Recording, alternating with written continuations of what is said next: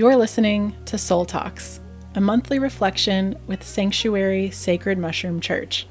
I'm Courtney Rose, co-founder and executive director, here to share with you behind-the-scenes updates and soulful reflections to inspire your journey with the mushroom and remind you we are walking the sacred path together.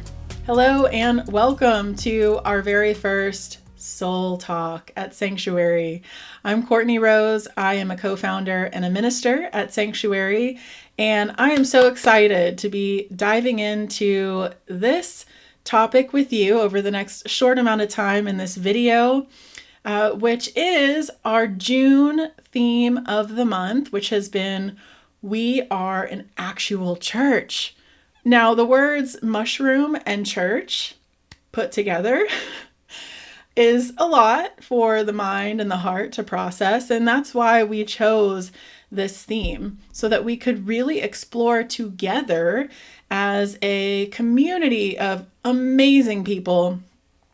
What does this mean for us now, today, for each of us and collectively as a community? We all have all these different lived experiences in our life of spiritual practice and organized religion, different faith practices, and all of that evolving over time for us as individuals. And when it comes to the term church, again, we all have different associations with that term. So we started on our first Sunday this month with exploring the book Soulcraft by Bill Plotkin.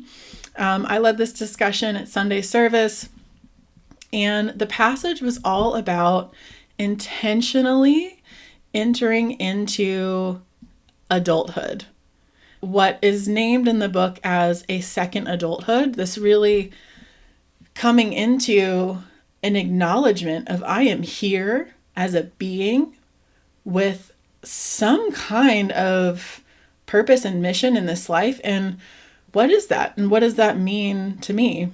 And it also explores how, as a culture, we've lost, in a big way, a rite of passage, an initiation process that where we can be seen by our loved ones, our families, our community as a whole, as we consciously step into that rite of passage as an adult. And we explored, how does this come into play for us at Psanctuary as we're redefining church and redefining what a spiritual community, a meaningful, joyous spiritual community is for all of us. How do we together see ourselves shaping that rite of passage as we move forward with Psanctuary? So that was a really awesome conversation. It also played into our talking about our ministry that we currently have, our first rite of passage ministry with Psanctuary, which is called Psacred Passage, sacred with a P, naturally, like Psanctuary, which is serving those with life-threatening diagnoses and providing avenues for those folks to commune safely and sincerely with the sacrament with our trained ministers. So that was an amazing conversation. And then we moved into the next Sunday exploring this awesome text by Bill Richards called Sacred Knowledge. And in this passage, we were exploring as a community spiritual immortality. So I'll go ahead and read a passage from this book, a couple of quotes. Consciousness may change form or evolve, but it cannot cease to be. Many who've had mystical experiences lose their fear of death and live more fully.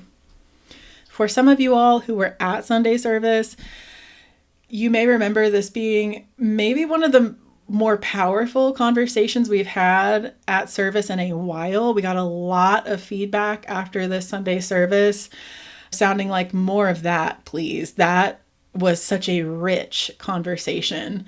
Some folks shared near-death experiences and how that's impacted their day-to-day experience. Now, how that helps them navigate different challenges and how that's played into their communions with the mushroom. And we also reflected on the questions of how would we live now if we really embodied this knowing that we are eternal?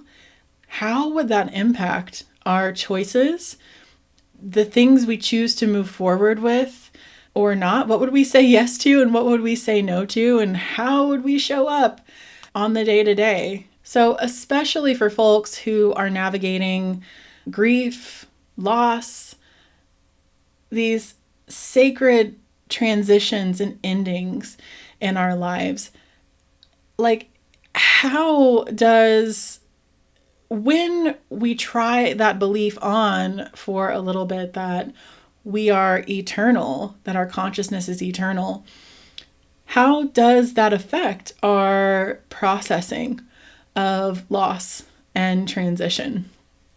Such a beautiful conversation we had that Sunday. And then the following Sunday was Father's Day. And our minister in Maine, Elena, led a beautiful discussion inspired by the book, which many of you may know, Braiding Sweetgrass. And I'd love to just read a little passage from that reading on that Sunday, which is inspired from the story of the pecan trees in the book, Braiding Sweetgrass. The trees act not as individuals, but as a collective. What happens to one happens to us all. All flourishing is mutual. And then we explored with these reflection questions. How do I give and how do I receive care from others? And where am I being called to show up for others? And I loved how Elena really reframed the theme on Father's Day from focusing on how most of us normally think of fathering and fathers by, our paternal father, birth parent, to our internal archetype of the father and how that role shows up from within us in our own lives with others and how we receive fathering energy from our community. And what does that mean for us and what does that bring up in us? So a tender conversation, a really heartfelt conversation, and a big one for our community as we embody this in a time of such individualism, where we're relearning in a big way to operate as a collective and feel into that impact that we each have in really everything that we do, not to overwhelm you. Listening certainly can be overwhelming to embrace that our existence and our being has such a powerful impact, not just on our little corner of the universe, in our little house or apartment on our little street, but we have this ripple effect that goes out into the world, which can be so impactful. And especially, we see it in our communities, how one action that we have affects another person, and that affects a person they're close to, and then affects our whole community operation. So that really led into this beautiful understanding for many of us that we envision church as not just a place to go, but a network of mutual devotion that we each are day to day contributing to and building as a collective that has a great impact. So it's not just something that on Sundays we show up for and get from, but it's something that we are equally giving and receiving with. So such an amazing conversation. And next Sunday, we are going to dedicate the entire Sunday service to a celebration of our ordained mushroom ministers. So we have a community of over 200 ordained ministers who have gone through 8 to 16 plus weeks of training, learning about the foundations of building, maintaining, sharing our mushroom practice with ourselves, with our families, and our loved ones. And we have a whole new cohort that just completed of myself ministers, friends and family ministers, and Sacred Passage ministers that are being ordained in a ceremony on Sunday. And it lines up so beautifully with the Summer Solstice, which is actually today that I'm recording this video.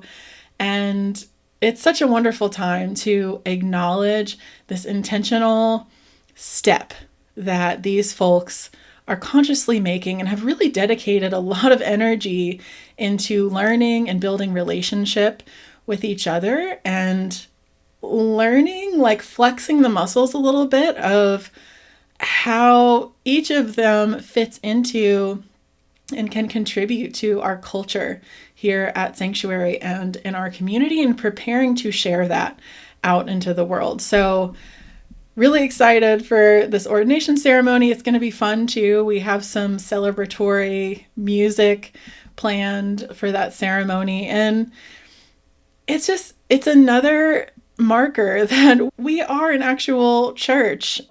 Like, you may be wondering, why is this so important for you to say so many times that Psanctuary is an actual church? And if you sit with the terms mushroom and church together for just a few seconds, it might become more clear to anybody that does that those are not two words that are easy to process for the brain and for the heart for most people. And so it did feel really important to us to dig into that, like really be clear about who we are and who we are not just for our external community, but, really more than anything for ourselves individually and from within our community, to get clear on where we are right here on the map and where we want to go. And who we're not is a fee-for-service ceremony model that is operating under the guise of a church, it is a common misconception, and it's something that's happening out in the world. And we felt like it's really important, not just for legality purposes, to show our sincerity to the legal system and the systems at work, but also just like for ourselves, so that we can get closer to manifesting this really big vision that we have for our community to bring access to our sacrament into our generations to come. And so acknowledging that we have this whole group of ministers who have stepped into this proclamation that, like, this is my birthright and I'm here to be me in this world and commune with God, the divine, the all, in this way, which is really important to me. And this way is with the sacred mushroom and in community. So it's really cool to celebrate that. And finally, our last Sunday service this month, I'll be facilitating a discussion about heart coherence. So some of y'all may be familiar with this work from the Heart Math Institute. We'll be diving into a reading from a Heart Math Institute publication, and I'll just read a quote from this publication. When you intentionally activate heart feelings like love or compassion, you change the field, not just personally, but collectively. So you may or may not know that our hearts generate a field that is so much larger than our brain. And actually, 80% of our internal communication happens from our body up into our brain. The implications in realizing that are huge. So this Sunday, we're going to be reflecting on how can I feed the field of my home from my heart with care? How can I lead with my heart? Because when we actually are walking into a room, our heart, the energetic field of our heart, steps into the room before our physical body does. And it can be felt. The energy of our heart is the first thing that's felt with others. And so, tying into this theme of June and wrapping it up with We Are an Actual Church, how can we collectively acknowledge this and harness this awareness within our community? How can we redefine prayer for ourselves and others in our community? And so that's what this conversation is going to be about. The last Sunday of June is really like harnessing this awareness that we lead with our heart. And how does that impact our families, our personal relationships, our community as a whole? And what can we do? What ideas do we have as a community to get more in touch with that power that's coming from our hearts and sharing it into the field of our community and our world? How can this church serve as a stabilizing coherence force on this planet?